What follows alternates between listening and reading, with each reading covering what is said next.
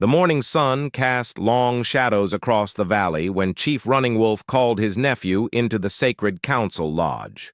Tall Bear, a warrior of 25 winters, had earned respect among the Lakota people for his skill with bow and horse, his courage in battle, and his wisdom beyond his years. But today, as he sat cross-legged before his uncle and the tribal elders, he felt the weight of tradition pressing down upon his shoulders like a heavy buffalo hide. The lodge smelled of sage and sweetgrass, the sacred smoke curling upward through the opening at the top. 7 elders sat in a circle, their weathered faces painted with the gravity of important decisions. Chief Running Wolf, his silver hair braided with eagle feathers, spoke in the ancient way, his voice carrying the authority of generations. "Nephew, the spirits have spoken through the sacred pipe. The captive maiden from the Crow tribe must become your wife. This union will bring peace between our peoples and strengthen our position when the white soldiers come from the east." Tall Bear's jaw tightened. He had heard whispers of this plan for weeks, but hearing it spoken aloud in the sacred lodge made it real. His eyes moved to the corner where the young woman sat silently, her head bowed in submission. Star that Falls, they called her now, though he knew her Crow name was something else entirely. She had been taken during a raid 3 moons ago, when tensions between the tribes had reached dangerous heights. "Uncle, I respect the wisdom of the council, but I cannot take this woman as my wife," Tall Bear said, his voice steady despite the thundering of his heart. A collective intake of breath filled the lodge. Never before had anyone refused a direct order from the tribal council. Chief Running Wolf's eyes darkened like storm clouds gathering on the horizon. "You speak foolishly, nephew. This is not a request. The peace of our people depends on this union. The Crow chief has already agreed. His daughter will cement the alliance that could save both our tribes from destruction." Tall Bear stood slowly, his tall frame casting a shadow across the sacred fire. "I have given my life to serve our people. I have counted coup against our enemies, brought food to the hungry, and protected the weak. But I cannot give my heart to a woman I do not know, taken against her will from her own family." The eldest member of the council, White Hawk, leaned forward on his walking stick. His voice was like wind through dry leaves. "Young warrior, the heart is not always the path to wisdom. Sometimes duty must guide us where our hearts fear to go. This woman is no ordinary captive. She is the daughter of Chief Black Cloud, a leader respected even among his enemies." Star that Falls looked up for the first time during the meeting. Her dark eyes met Tall Bear's briefly, before she lowered her gaze again. In that instant, he saw not the submissive captive the others perceived, but something else entirely. There was strength there and intelligence, and perhaps even defiance carefully hidden beneath the surface. "I have spoken," Tall Bear said firmly. "I will not take her as my wife simply because the council commands it. If peace requires this sacrifice, find another warrior willing to make it." The silence that followed was so complete that the crackling of the fire sounded like thunder. Chief Running Wolf's face grew red with anger and embarrassment. To be defied so publicly, especially by his own nephew, threatened his authority before the entire council. "You forget yourself, Tall Bear," the chief said, his voice dangerously low. "You are not yet a chief yourself. You are still a warrior subject to the will of this council. I give you 3 days to reconsider your decision. Think carefully about what you are choosing." Tall Bear nodded respectfully but did not change his stance. "I need no time to reconsider, Uncle. My answer will remain the same." As the council meeting dissolved into angry whispers and heated discussions, Tall Bear left the lodge. He needed air, space to think, and distance from the suffocating weight of expectation. He walked to the edge of the village where the horses grazed in the afternoon sun. His favorite horse, a paint stallion named Wind Dancer, nickered softly and trotted over to greet him. Tall Bear stroked the animal's neck, finding comfort in the simple, honest relationship between man and horse. Here, at least, loyalty and affection were freely given and received. "You make this more difficult than it needs to be," a voice said behind him. Tall Bear turned to see his childhood friend, Swift Arrow, approaching with a concerned expression. "The council is furious," Swift Arrow continued. "They're talking about stripping you of your warrior status if you continue to defy them. Some even speak of banishment." Tall Bear shrugged, though the words stung more than he cared to admit. "Would you have me marry a woman against both our wills simply to avoid the council's anger?" "I would have you think about what's best for our people," Swift Arrow replied. "The white soldiers grow stronger every day. Our scouts report more wagon trains crossing our hunting grounds. We need allies, not enemies. This marriage could prevent a war that might destroy us all." The two friends stood in silence for a moment, watching the horses graze. Tall Bear understood the logic of his friend's words, but something deep inside him rebelled against the idea of treating a human being like a treaty document to be signed and sealed. "Tell me about her," Tall Bear said finally. "What do you know of this star that falls?" Swift Arrow's expression softened slightly. "She is not like other captives we have taken. She does not weep or beg for mercy. She works without complaint, helps the women with their tasks, and even tends to the sick children. But she never speaks unless spoken to, and never smiles." "Perhaps she has nothing to smile about," Tall Bear observed. "Perhaps. But there are stories among the women. They say she had visions as a child, that she could speak to animals and predict the weather. Her own people considered her touched by the spirits." This information stirred something in Tall Bear's mind. Among his people, those touched by the spirits were treated with special reverence. If the stories were true, forcing such a woman into an unwanted marriage might bring bad medicine to the entire tribe. That evening, as the village settled into the rhythms of night, Tall Bear found himself walking past the lodge where Star That Falls was kept. It was not exactly a prison, but she was not free to leave either. Two elderly women, Gray Dove and Singing Wind, had been assigned to watch over her and teach her the ways of the Lakota people. Through the lodge walls, he could hear quiet conversation. Gray Dove was teaching Star That Falls to prepare buffalo hide, and their voices carried the gentle tone of women sharing knowledge across tribal boundaries. It reminded Tall Bear that despite the political machinations of chiefs and councils, ordinary people often found ways to bridge the gaps between cultures. The next morning brought an unexpected visitor to the village. A Crow warrior named Broken Lance rode in under a white flag of truce. He was Star That Falls' brother, come to check on his sister's welfare and to discuss the terms of the proposed marriage alliance. Chief Running Wolf received him with the courtesy due to an enemy bearing a truce flag, but the tension in the air was unmistakable. Tall Bear watched from a distance as the two leaders met in the center of the village, surrounded by warriors from both sides. "My chief sent me to see that his daughter is treated with honor," Broken Lance announced, his voice carrying clearly across the gathering. "He also wishes to know when the marriage ceremony will take place." "The marriage will happen when my nephew comes to his senses," Chief Running Wolf replied diplomatically.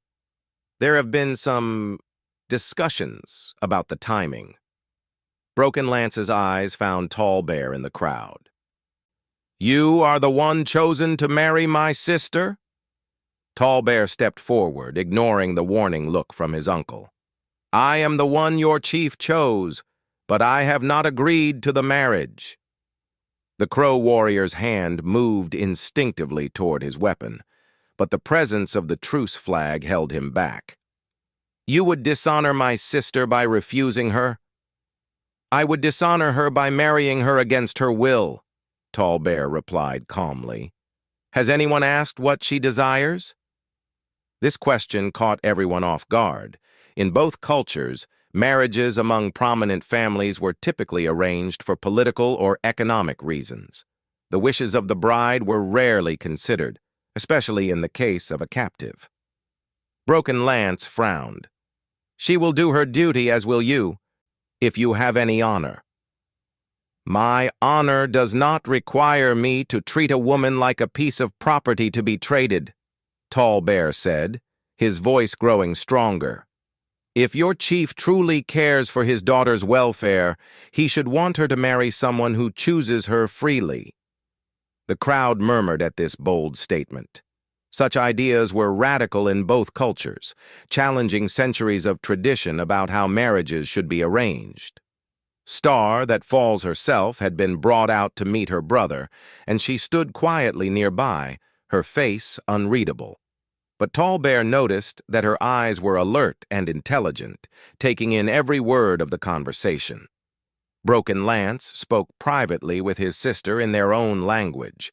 Their conversation was brief but intense, and when it ended, Star That Falls looked directly at Tall Bear for the second time since he had first seen her. "My sister says she will speak for herself," Broken Lance announced, surprise evident in his voice. Star That Falls stepped forward, her chin raised in a gesture that reminded everyone present of her royal bloodline. When she spoke, it was in careful but clear Lakota. "I did not choose to be here. I did not choose this marriage. But I understand the needs of both our peoples. If this union brings peace and prevents the deaths of warriors on both sides, then it serves a greater purpose than my personal wishes." She paused, her eyes moving between Tall Bear and the assembled crowd. "But I will not be given to a man who sees me only as a burden forced upon him. If he cannot find honor in protecting me and calling me wife, then perhaps the spirits have other plans for us all." Her words carried a dignity and strength that impressed even the most traditional members of both groups.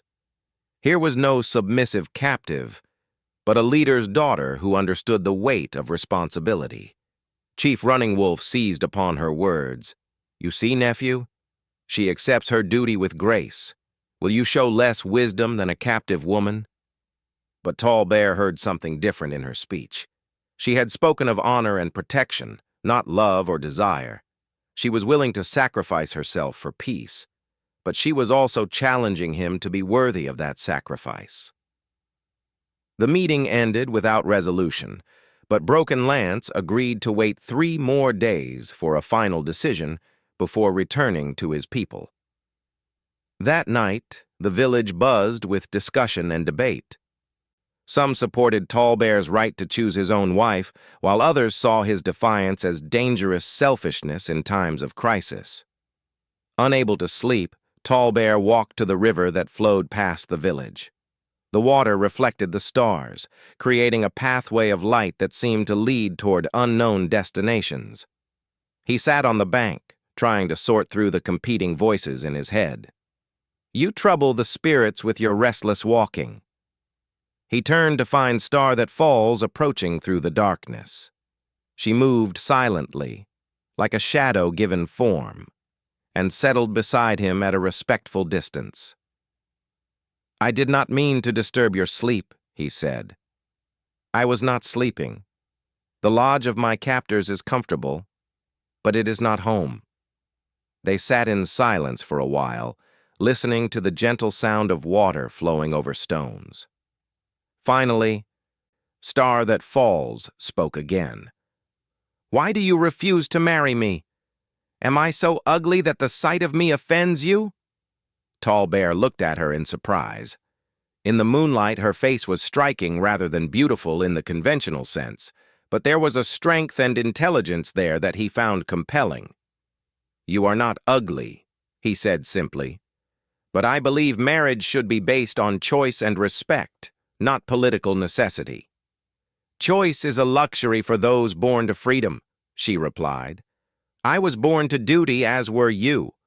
The question is not whether we choose our fate, but how we face the fate that chooses us." Her words carried the weight of wisdom beyond her years. Tall Bear found himself studying her face, seeing for the first time the person behind the political symbol. "If you could choose," he asked quietly. What would you choose? Star That Falls was quiet for so long that he wondered if she would answer. When she spoke, her voice was barely above a whisper. I would choose to see my mother again. I would choose to ride across the plains where I played as a child. I would choose to practice the medicine ways my grandmother taught me, healing people instead of being used to prevent wars. And marriage? Would you choose to marry at all?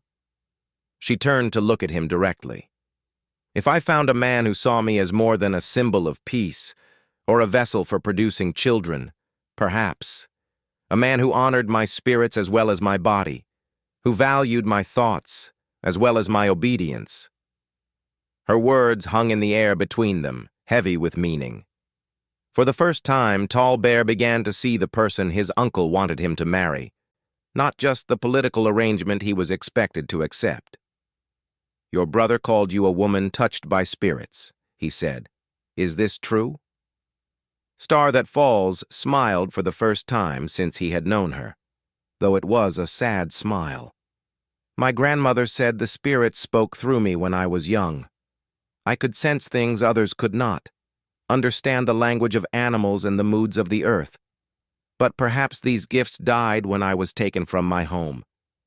Or perhaps they are simply sleeping, waiting for the right moment to awaken, Tall Bear suggested. As dawn approached, they walked back toward the village together. Nothing had been decided, but something had changed between them. The stranger forced upon him was becoming a real person with hopes, fears, and dreams of her own.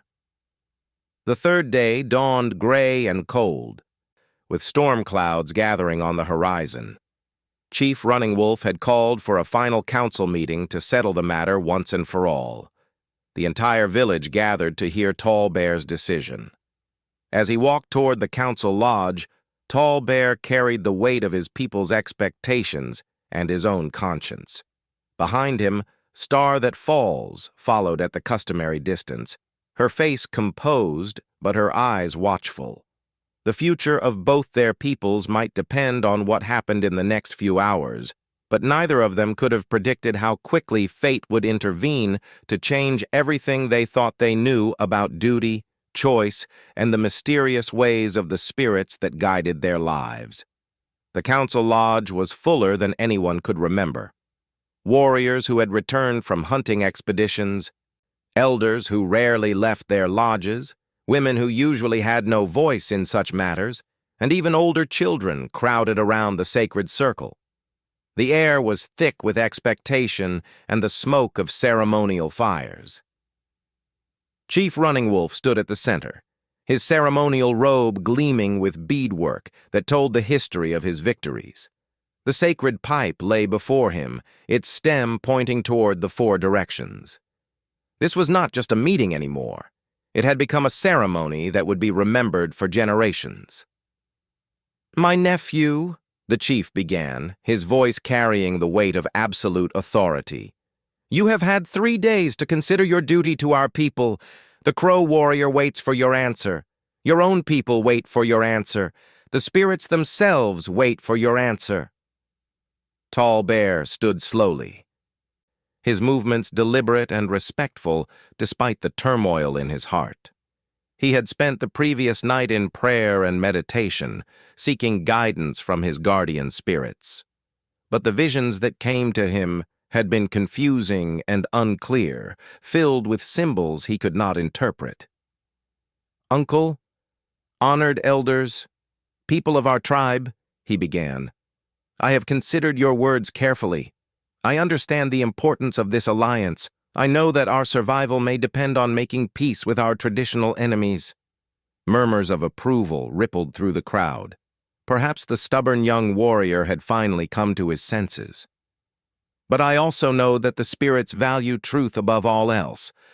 And the truth is that I cannot promise to honor and protect a woman I am commanded to marry as if she were a captured horse being assigned to a new rider. The murmurs turned to gasps of shock and anger.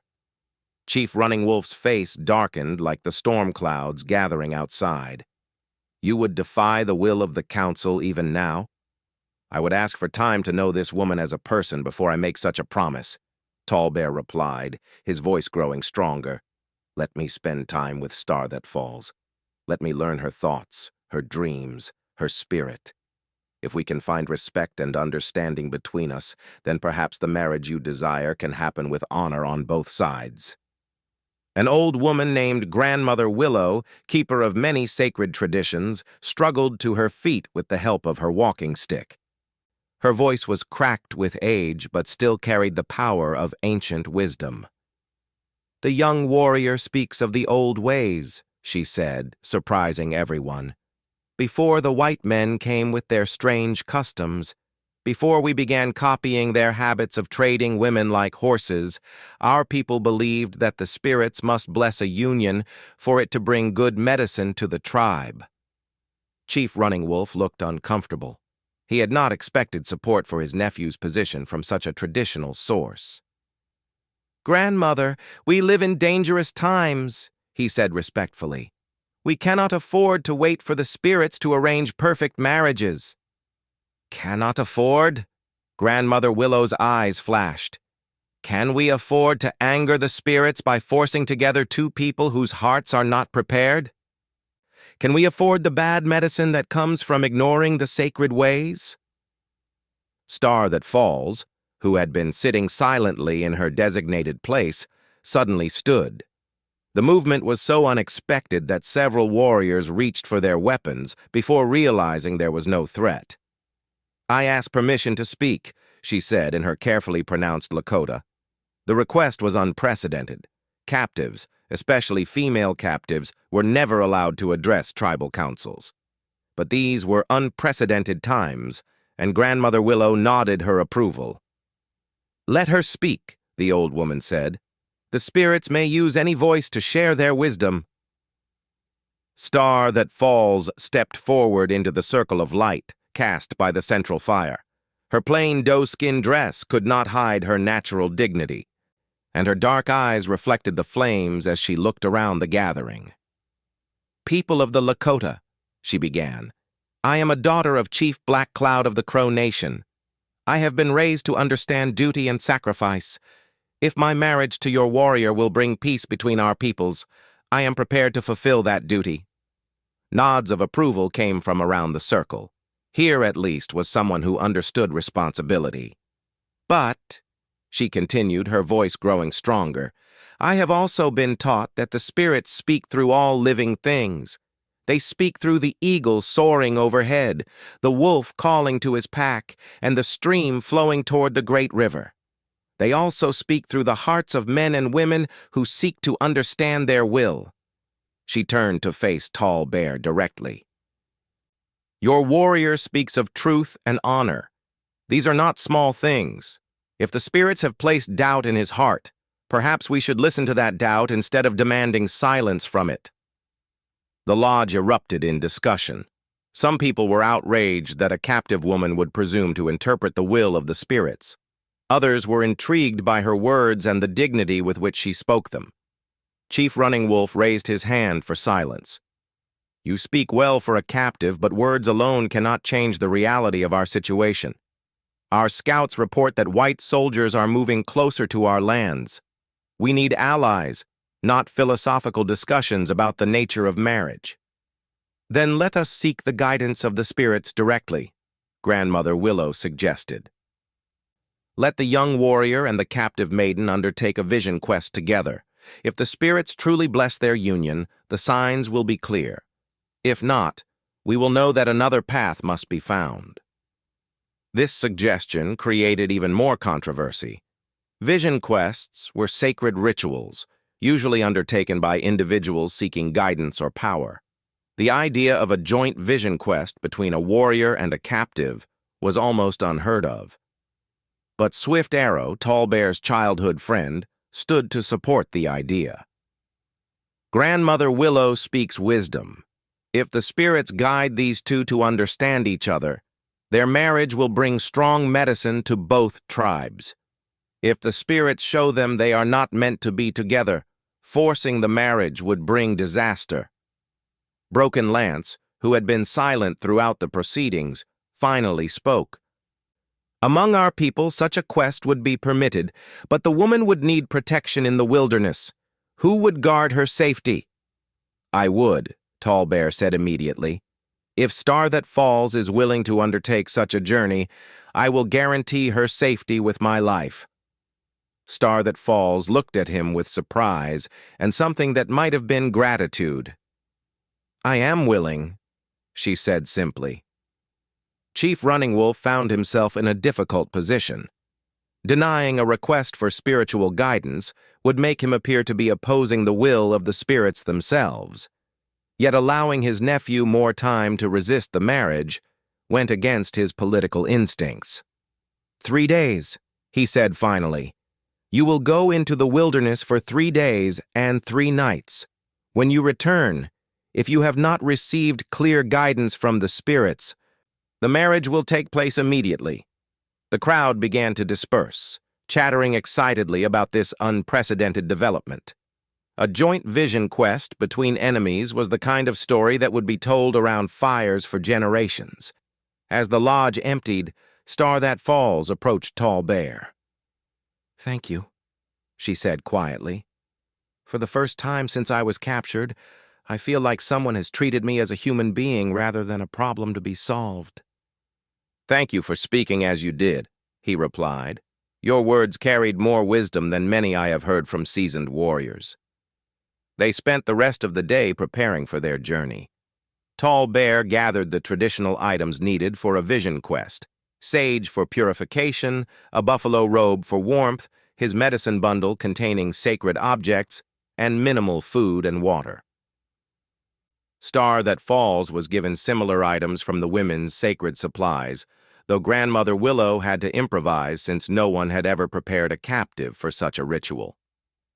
That evening, as they made final preparations, Tall Bear's cousin Little Wolf approached with a worried expression. This is madness, he said bluntly. You're taking a crow woman into the wilderness alone. What if her people are following us? What if she tries to escape or leads you into a trap? Tall Bear considered this possibility. He would be vulnerable during the vision quest, fasting and seeking spiritual visions that would leave him weak and disoriented. If Star That Falls meant him harm, she would have ample opportunity. Then the spirits will protect me, or they will allow me to learn an important lesson, he said. I cannot seek truth while holding back trust. The next morning dawned clear and cold. The storm clouds had passed during the night, leaving behind air so crisp it seemed to ring like a bell when spoken into.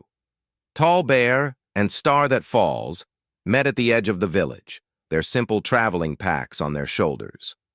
Chief Running Wolf and several elders came to perform the ceremonial blessing for their journey. Sacred smoke was blown over them, prayers were spoken to the 4 directions, and Grandmother Willow pressed a small bundle of special herbs into Star That Falls' hands. These will help your dreams come clear, she whispered. Listen to what they tell you, child.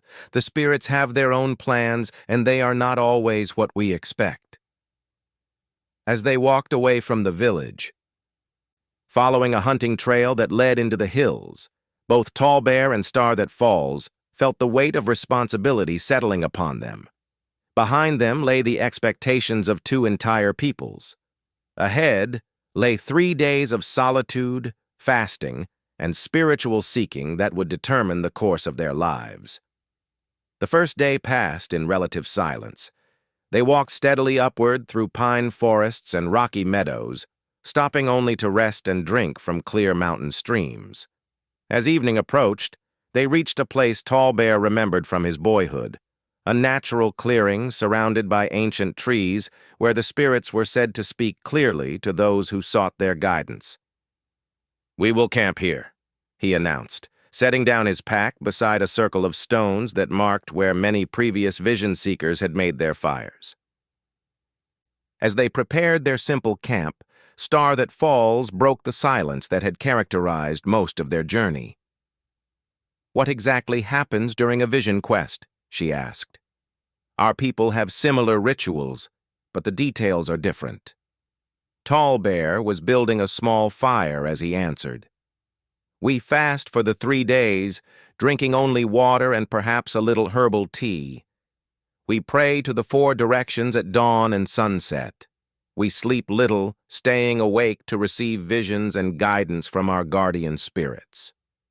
And if the spirits don't speak to us, they always speak, he said confidently.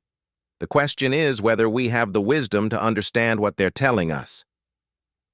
As darkness fell, they sat on opposite sides of the fire, each following their own traditions of prayer and meditation.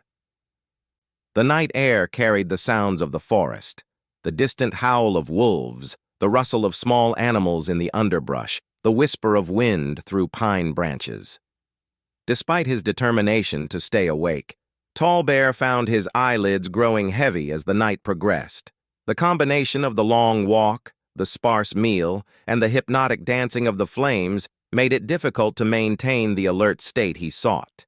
It was Star That Falls who woke him, her hand gentle but urgent on his shoulder. "Listen," she whispered. Tall Bear's eyes snapped open, his warrior instincts immediately alert. At first he heard only the normal sounds of the forest night. Then, carried on the wind, came a sound that made his blood freeze in his veins, the deep, rumbling growl of a bear. Not just any bear, but from the sound of it, one of the great grizzly bears that ruled these mountains like kings. The growl came again, closer this time, and Tall Bear could hear the heavy footfalls of a massive animal moving through the forest toward their camp. Both humans froze, barely breathing. Bears were sacred animals to both their peoples, but they were also among the most dangerous creatures in the wilderness. A grizzly bear protecting cubs or territory could kill a human with a single swipe of its massive paws. The fire had burned down to glowing coals, providing little light, but probably a lot of scent to attract the bear's attention. Tall Bear's hand moved slowly toward his bow, but he knew that arrows would only anger such a massive creature unless his aim was perfect. The bear emerged from the tree line like a living mountain, its massive form silhouetted against the stars. It was larger than any bear Tall Bear had ever seen, standing nearly as tall as a horse at the shoulder. Its eyes reflected the firelight like twin flames as it studied the 2 humans who had invaded its territory. For a long moment, all 3 beings remained perfectly still. The bear was deciding whether these strangers represented a threat, food, or simply an annoyance to be driven away. Tall Bear was calculating whether he could grab Star That Falls and reach the trees before the bear could charge. Star That Falls was doing something neither of them expected. She was standing up. "No," Tall Bear whispered urgently. "Don't move!" But Star That Falls was already on her feet, facing the enormous bear directly. To Tall Bear's amazement, she began to speak to it in a low, melodic voice. Not in Lakota or Crow, but in sounds that seemed to come from some deeper place, some language that predated human words. The bear's massive head tilted slightly, as if it were actually listening to her strange song. Its ears, which had been flattened against its skull in warning, gradually moved forward into a more neutral position. Star That Falls took a step toward the bear. "Are you insane?" Tall Bear hissed, but she held up one hand to silence him without taking her eyes off the great animal. She continued her wordless song, a melody that seemed to blend with the natural sounds of the forest until it was impossible to tell where her voice ended and the wind in the trees began. The bear lowered its massive head, still watching her carefully but no longer showing signs of immediate aggression. Then, to Tall Bear's complete astonishment, Star That Falls knelt down and began to gather herbs from the plants growing around the clearing. Her movements were slow and deliberate, always keeping the bear in sight, but there was no fear in her posture. She approached the bear with a handful of the plants, holding them out like an offering. The great animal sniffed delicately at the herbs, then made a sound deep in its throat that was almost like a purr. The bear accepted her offering, crunching the plants between massive jaws. Then, incredibly, it touched its huge nose gently to Star That Falls's outstretched hand before turning and melting back into the forest as silently as it had appeared. Star That Falls remained kneeling for several minutes after the bear disappeared, as if completing some ritual Tall Bear didn't understand. When she finally stood and turned back toward the fire, her face was transformed. The careful mask she had worn since her capture was gone, replaced by an expression of wonder and deep peace. "How?" was all Tall Bear could manage to say. Star That Falls settled beside the fire, rebuilding it with quick, efficient movements. "My grandmother taught me the old medicine ways before she died. She said that long ago, when the world was young, all beings could speak to each other. The bear smelled sickness in the forest.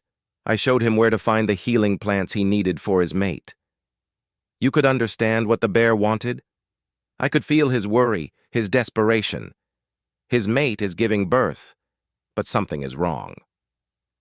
The herbs I gave him will help ease her pain and strengthen her for the birthing." Tall Bear stared at her in amazement.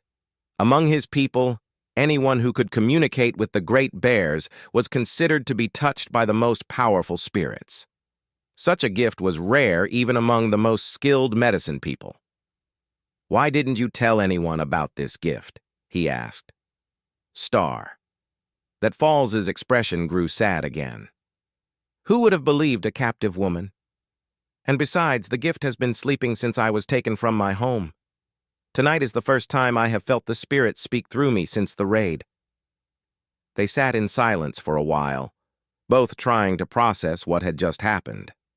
The encounter with the bear had changed something fundamental between them. Tall Bear had seen Star That Falls not as a captive or a political symbol, but as a woman of power and mystery, and she had seen him trust her completely in a moment of mortal danger. "The bear was a test," she said finally. "A test of what?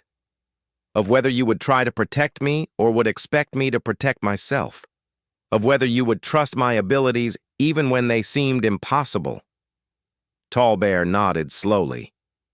"And what did you learn from the test?" Star That Falls looked at him across the fire, her eyes reflecting the flames like the bear's had. "I learned that you have the courage to let others be strong. Many men would have tried to shoot the bear or drag me to safety, treating me like a helpless child. You trusted my medicine even when you didn't understand it." The rest of the night passed in quiet conversation. They shared stories of their childhoods, their training in the ways of their respective peoples, their dreams and fears for the future. As dawn approached, both felt that something profound had shifted between them. The second day of their vision quest brought new challenges and revelations. As they fasted and prayed, seeking guidance from the spirits, both began to experience the altered states of consciousness that came with spiritual seeking. Tall Bear saw visions of great changes coming to their lands. He saw wagon trains of white settlers stretching across the plains like enormous snakes, bringing new diseases and technologies that would transform the world forever. He saw his own people struggling to adapt or die, and understood that the old ways of constant warfare between tribes would have to end if any of them were to survive. Star That Falls experienced different visions, filled with healing and growth. She saw herself working not as a captive wife, but as a bridge between peoples, using her gifts to bring understanding where there had been only mistrust. She saw children who belonged to both tribes and neither, raised to value the wisdom of all their ancestors. On the third morning, they woke to find fresh bear tracks around their camp. The great bear had returned during the night, but instead of threatening them, it had left them a gift, a large salmon, fresh from the streams higher in the mountains. "Your bear friend wants to make sure we don't starve during our fast," Tall Bear observed with a smile. "He is thanking us," Star That Falls corrected. "His mate gave birth safely, 2 healthy cubs. The herbs helped ease her birthing pains. As they prepared to break camp and return to the village, both knew that their 3 days in the wilderness had changed everything. They had found not love, perhaps, but something equally valuable: mutual respect, understanding, and a shared vision of what their future could become. But as they began their descent toward the valley, neither could have imagined that their greatest test still lay ahead, and that the bear who had brought them together would soon return to save the life of the man who had learned to trust in medicine beyond his understanding. The village came into view as the afternoon sun began its descent toward the western mountains. From their position on the hillside, Tall Bear and Star That Falls could see people gathering near the central fire, preparing for their return. Chief Running Wolf's lodge displayed the ceremonial banners that indicated a formal council meeting would be held that evening.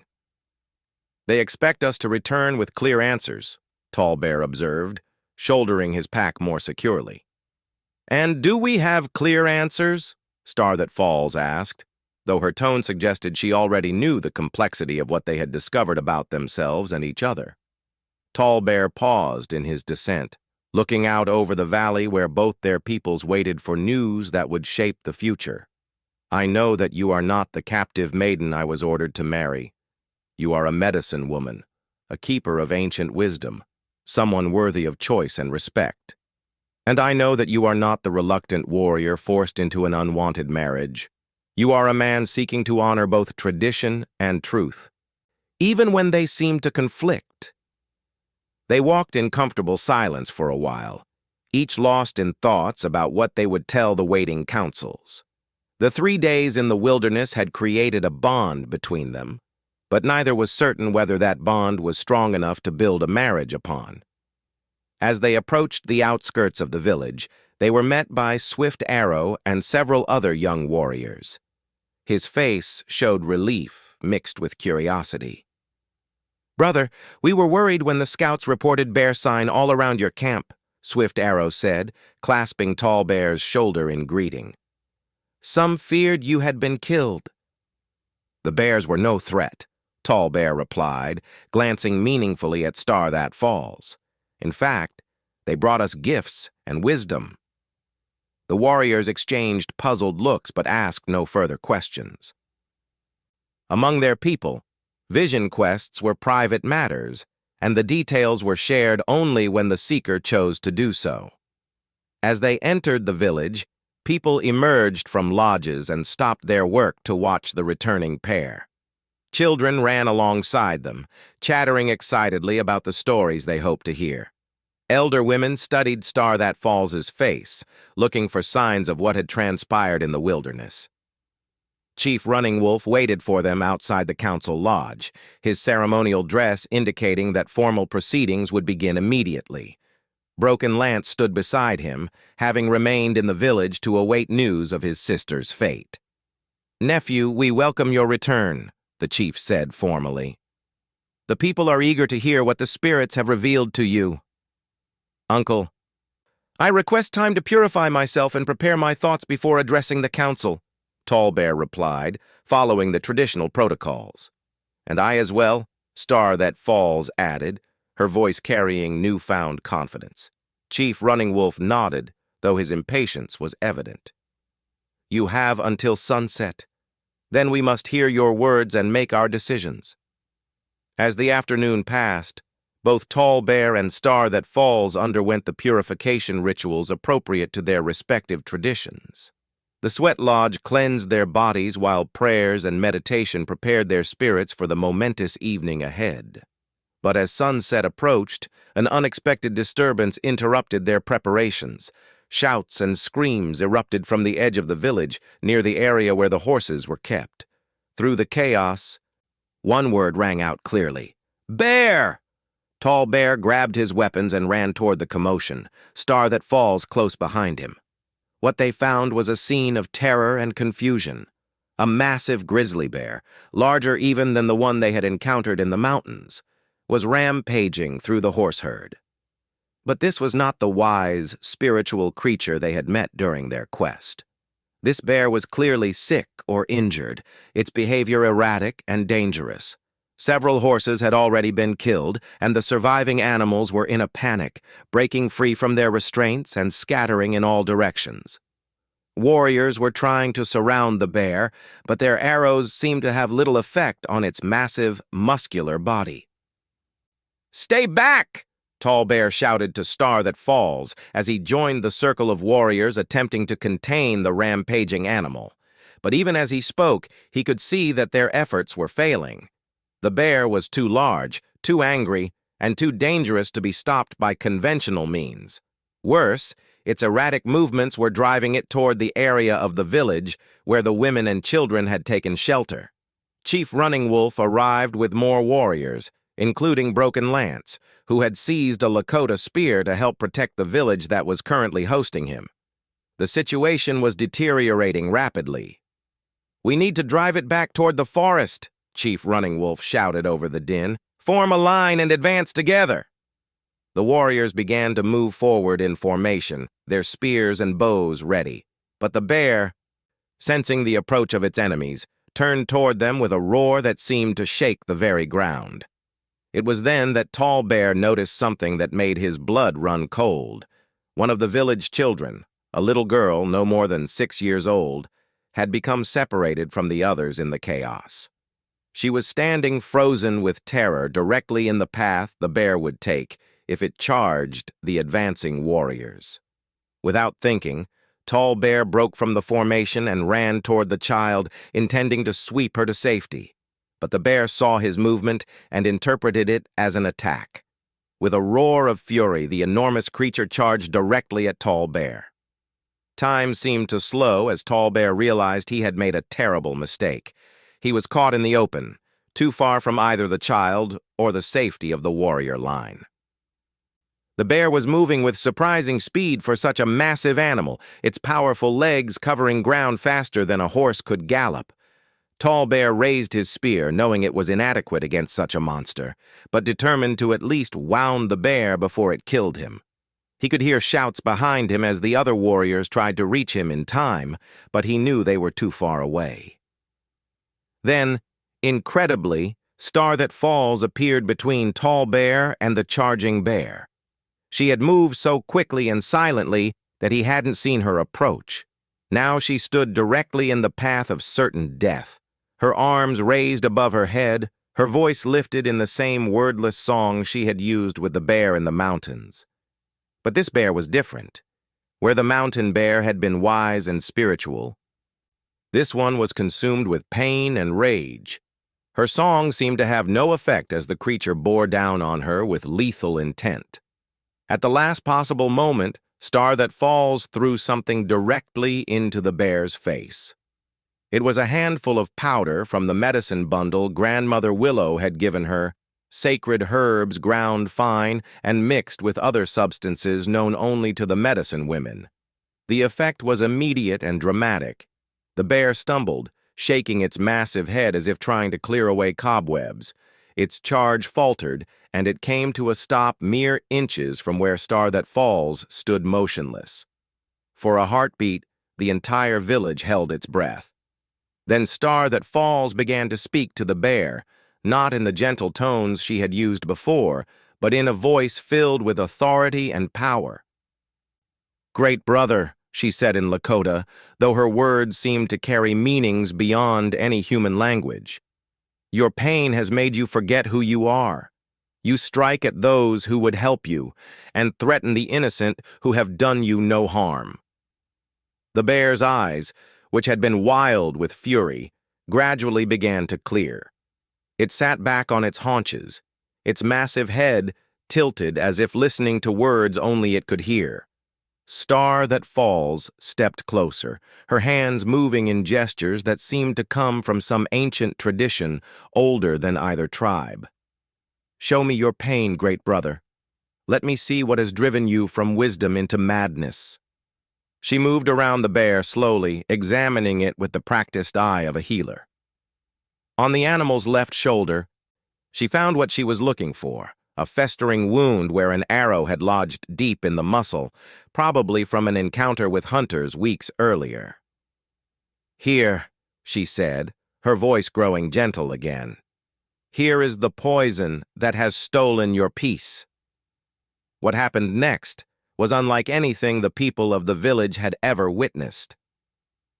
Star That Falls placed her hands on either side of the embedded arrow and began to sing, her voice rising and falling in patterns that seemed to match the rhythm of the bear's breathing. The great animal remained perfectly still as she worked, as if it understood that she was trying to help. Gradually, carefully, she worked the arrow free from the infected wound. Black, putrid matter flowed out with it, the smell so strong that several warriors stepped back in disgust. But Star That Falls continued her work, cleaning the wound with water from her medicine bundle and applying healing herbs she had gathered during their vision quest.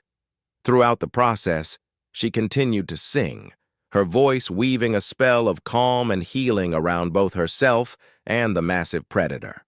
When she finished, the bear remained sitting for several more minutes, as if processing what had happened.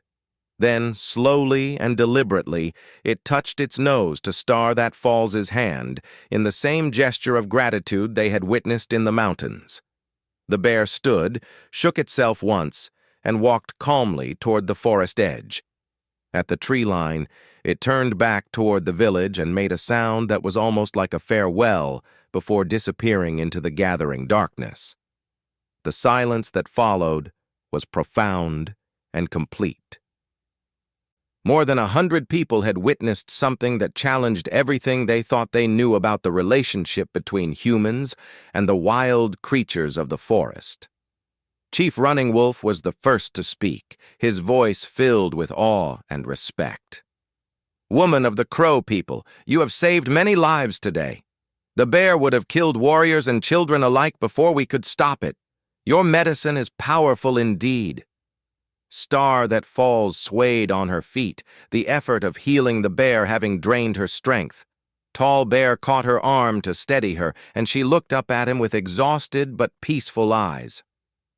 "The spirit spoke clearly today," she said softly. "They showed us that healing is always possible, even for those consumed by pain and anger."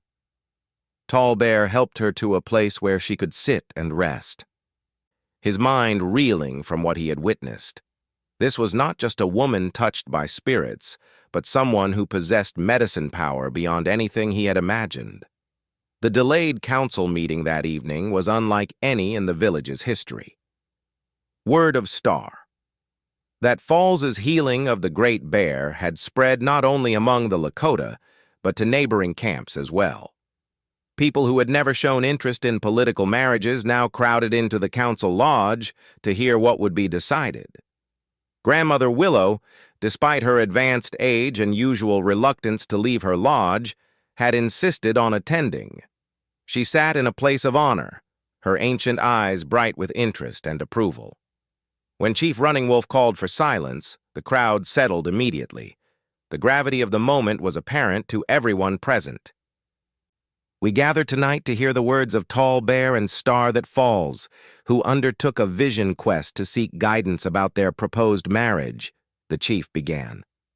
"But before they speak, we must acknowledge what we have all witnessed today."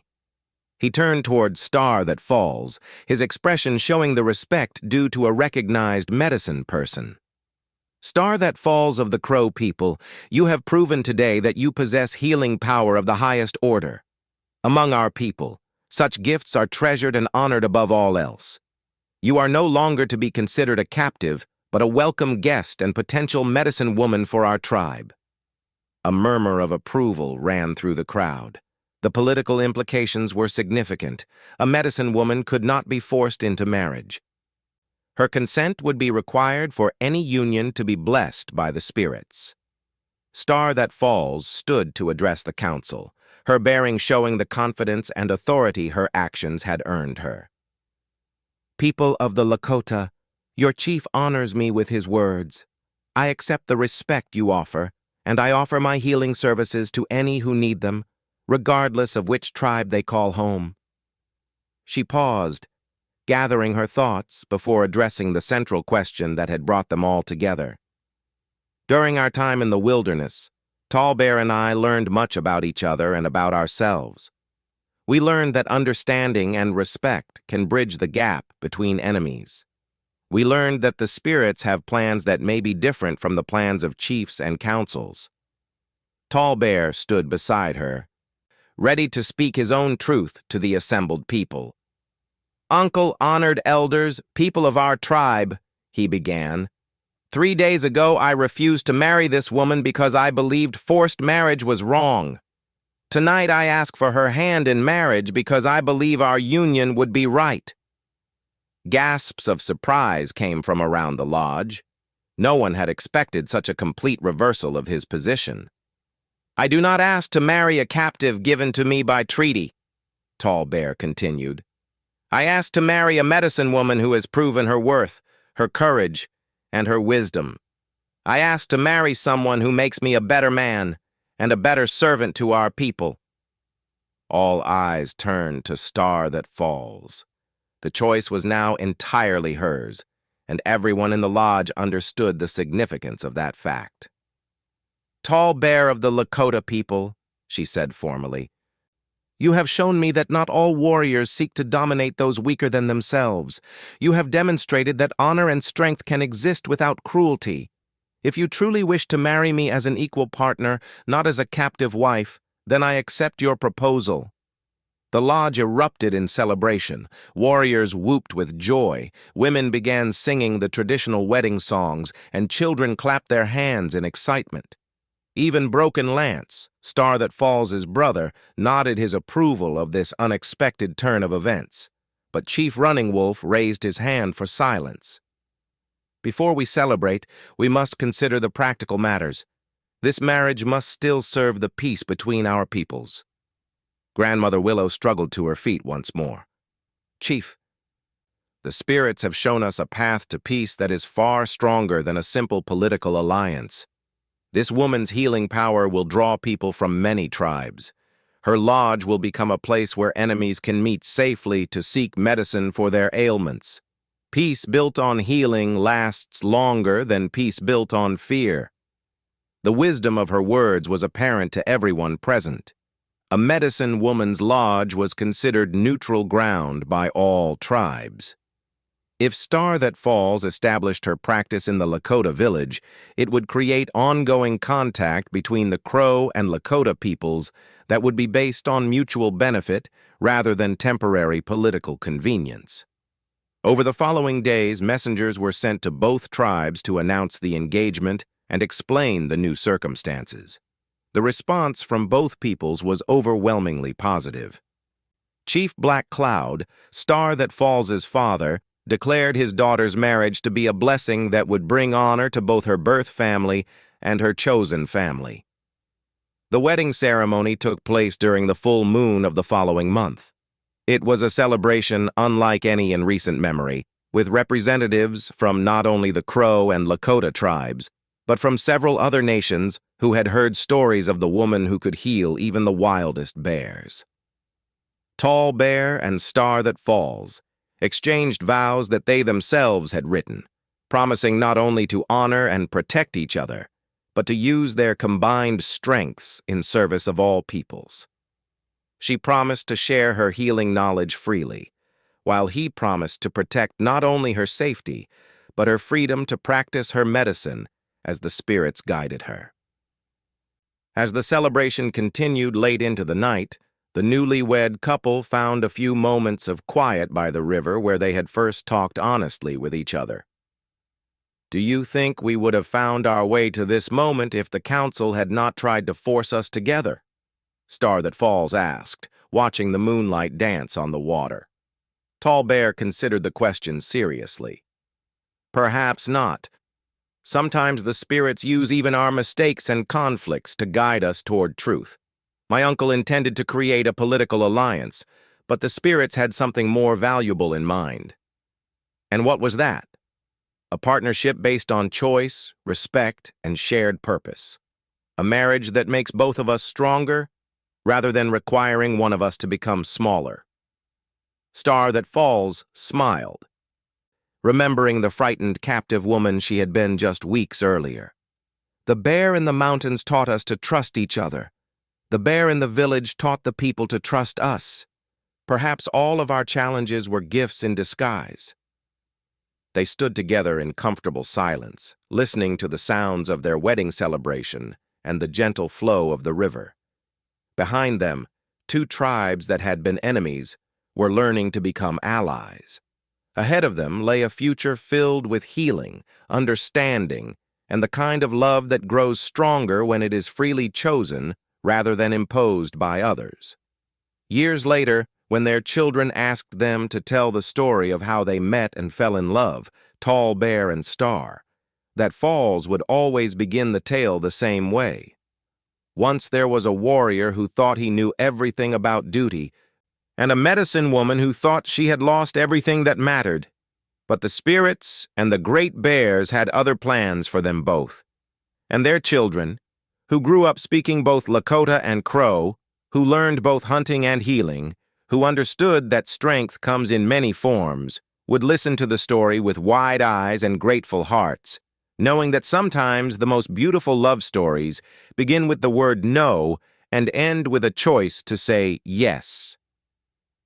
The marriage of Tall Bear and Star That Falls became legendary among the Plains tribes, remembered not as a political arrangement that succeeded, but as proof that the spirits could turn conflict into understanding, captivity into freedom, and duty into love. Their lodge became a place of healing that served people from many nations, and their example showed future generations that the best marriages are those built on mutual respect, shared purpose, and the courage to choose love even when the world expects something less.